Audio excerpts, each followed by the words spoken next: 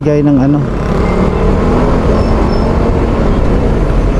Nanay, magsilong kayo kasi mainit.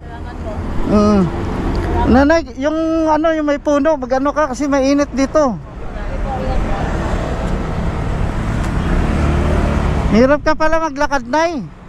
Mahirap ka maglakad. May ano yung paa mo? Ah, sige po.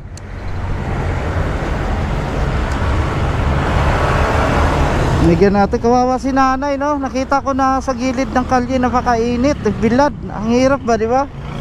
Nasa tirik ng araw, wala siyang nasisilungan. Kaya sinabihan ko na lumipat siya sa may puno kasi matirik yung araw, mainit. Tapos binigyan ko na rin ng maliit na halaga para may pambili kahit tubig man lang.